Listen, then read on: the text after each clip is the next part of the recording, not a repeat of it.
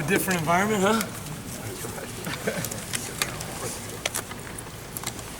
How do you feel the pass defense has come along as a unit? Obviously, I think our improvement over the last couple of weeks has been dramatic. I think that we would like to continue to improve. I think our kids have taken that personally, and they should. And I think that the staff and the commitment to that over the last couple of weeks for sure, 3-4 weeks, I'm not sure when, has been consistent, and I think we're going to continue to improve it. And what kind of challenge does Illinois present? Well, I mean, it's 600 yards of offense on Saturday. The quarterback threw for 500 or whatever. He's the #1 passer in the conference, so there's no question. It's a dynamic passing offense. I think he's not only is he a 4-year starter, but he's a good 4-year starter, and he does a great job of finding the open receiver. Does a great job of extending plays with his feet and throwing the ball down the field. And they have quality receivers, big kids that are making a lot of catches right now in space and doing a really good job of getting open. Kerry, you said it's been dramatic improvement the past couple of weeks. How do you improve dramatically in the middle of a season? What do you have to do to get so much better? Well, here's what I think. I think in everything in life, you get what you emphasize. And I think that depending on who your opponent is and what your personnel is and the things that you have to do from a scheme standpoint, you are charged with trying to eliminate the things the other team does well. And I think for us, we found ourselves in a situation where we could, it was obvious we got to get better at this. And so it was a huge area of emphasis on the part of everybody. And I think you changed a little bit of your practice habits, and I think you changed a little bit of your scheme, and you changed a little bit about how you do in your business, and you get better. Did you challenge those guys? What do you do from a standpoint of trying to bring that out of your guys? I would say this. I think our kids are, first of all, they're very aware football players. I don't think that you would say to them, do you understand this? I think they get it. I think our kids probably have a better feel for that than anybody. I think obviously you challenge players every day in every way, but the area of great emphasis over the last month or so has been that. And the kids have responded really well. Can you talk about, for example, Noah Spence, just his rise in the last several games? Right.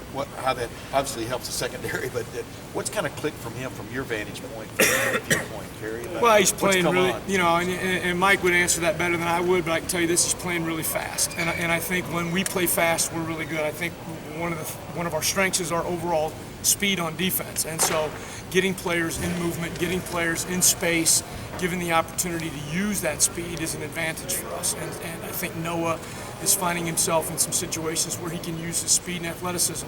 Noah always plays hard. He's played hard from the day he's gotten here. But I think his skill level, technique-wise, and being able and finding himself in some one-on-one matchups in space, he's doing a really good job. Talk about the I don't know if conundrum's the right word, but they're running back. He's leading them in rushing, but also Josh Ferguson, but also leading them in pass catches. Sure. Just talk about the challenge of like picking him up, so to speak, and dealing with that from a defensive standpoint. Well, I think what they do offensively is they put you in a lot of tough situations. They're trying just like we are. They're trying to find one-on-one matchups, and they're trying to isolate athletes on bigger players in space and those kinds of things. And so when you take a running back out of the backfield, they get an empty. They use him in the screen game. They use him out of the backfield in pass routes. They're trying to isolate him on linebackers and those kind of things, and throwing the ball. Let him get out in space. And so our job is to first of all identify that, and then also be in some on-body coverage with him, not to let him get the ball in space. And Kerry, when you lose a player like you lost at safety, yeah, does it take a while for everybody on the unit at least to kind of adapt? Or is there like a moment of shock there where you think, oh, well, we don't have that guy anymore? It's not just filling in another person for the spot, but it's like everybody coming to reason to the fact that you're not the same as you were. Everybody might have to do things a little bit different. Absolutely. You're talking about a great player, a great leader, and a great communicator on the field. Somebody who's been playing that position for a long time and has complete understanding of it. And that encompasses all of the players around him. And so when you take that piece out, we replaced him with a great player. CJ went in and played that spot, but now you've changed some of the dynamics of the communication and all of those kinds of things in the back end, and that stuff's really important. You don't replace great players instantly unless you just have so many. It doesn't make a difference. There's a reason why kids have an all Big Ten player. So that there is a transition time. The burden for all of us is to always have the next man in ready, and to have them. But the great players are great players. They're hard to replace. How's Pitt done, though, in your regard? Oh, Pitt's done great, but I think Pitt's played it very well. I think the interception, of course, a couple weeks ago was a huge play, but I think Pitt's played well. I think Pitt's played well also for his time here. He's kind of like that utility guy that's played a lot of spots. He's been a nickel, he's been a strong safety, he's been a free safety.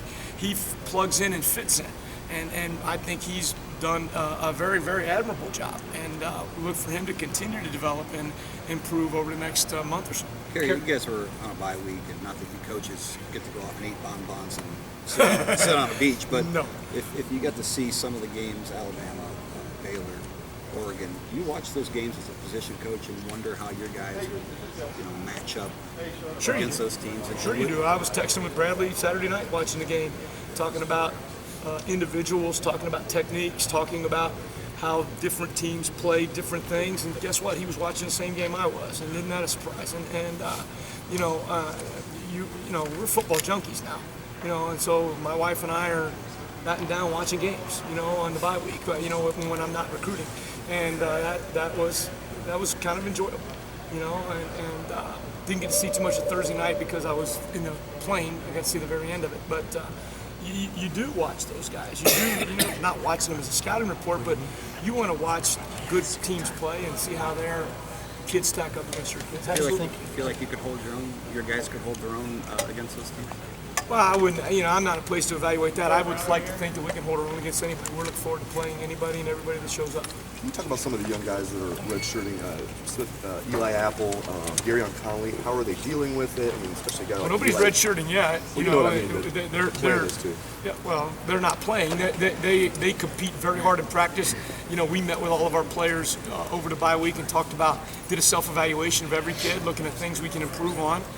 Every position group did that, and they've got things they've got to get better at, and they're eager to get better and work hard, and they understand the challenges that face anybody playing here at any position, and they're going to be, they're working on it. When a kid comes in early, like enrolls in time for winter, he probably doesn't expect to redshirt. Like you said, he still might not redshirt. You might need to activate him, but is that tough on him? I'd remind everybody, as I do them, Tyvis Powell did exactly the same thing, and Tyvis Powell's a pretty good player. Bradley Roby did too.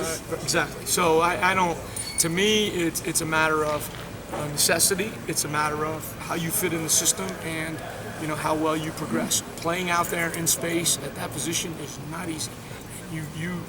It's a challenge for anybody. And so those young kids they're doing really well. I'm proud of all of them. But they also are going to get better as time goes on. Coach, is there a buzz about moving up one spot in the BCS and being one step closer to that game, or do you not or do you hear from the players, or do you not concern yourself with it? Nah, we don't. That's Coach Meyer stuff, and that's big team picture stuff. And Yep. Our room, we're talking about a guy who just threw for 450 yards and how we're going to 57 passes last week. I mean, seriously, that's really our focus. And I'm sure they talk about it, but it's not a big deal for us right now. Kerry, from a fundamental standpoint, Cam Burrow's coach, Yeah. how's it coming along for you? Really well, playing on a couple special teams, getting a few snaps at the end of games. Big kid. He's going to continue to develop, and he's very conscientious, works very hard. Really like him. He's a corner, not a safety, you think, at this point? He's a corner. He's playing Okay. corner. Yeah. Yep. from a fundamental standpoint on special teams, sort of across the board, whether it's kick coverage or punt protect, everything. How has that been? It seems like there haven't been that really many breakdowns of things that you guys have sort of had the basis I covered. can't imagine anybody works harder on the fundamentals of special teams than the Ohio State Buckeyes in the country.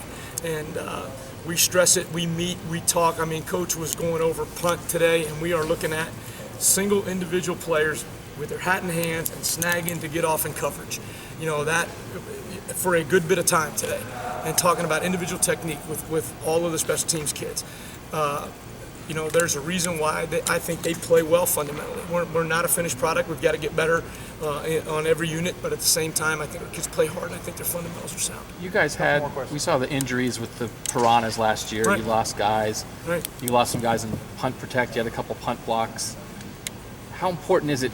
Do you feel like you've been able to keep many of the same guys out there in the units this year? Is that I think we're doing a good job of that. I think we're continuing to infuse energy. I think our kids understand the pathway to playing on the field on offense or defense is through special teams, and so they fight to get on there. And that's a good thing. You got guys who want to be on special teams. They're coming up saying, Coach, I can do that. Can I have a try? Can I? And that's a really exciting thing. You're talking about really good quality players that want to be on special teams because they know they have to be in order to play offense and defense. Durant Grant seems to be playing really well. How Yeah. is that accurate? Can you talk Very about Durant accurate. Grant? Very accurate. Why? Not a finished product. Got lots of areas to improve, but he is playing hard. He's playing well. I'm excited about his improvement as the season has gone on, and really look forward to him continuing to improve. I know this is his first year as a starter. Just quick follow up. Is it just him getting a chance? What is better about him than last year, for example? Every individual technique is better. He's a better man cover player. He's a better press player. He's doing a better job in his tackling in the open field. He's doing a better job of understanding what we want him to do and knowing his role in the defense. That's maturity. That's development. It comes from playing, but it also comes from just practicing, and understanding what we're asking that guy to do. Thanks, Coach. I appreciate it.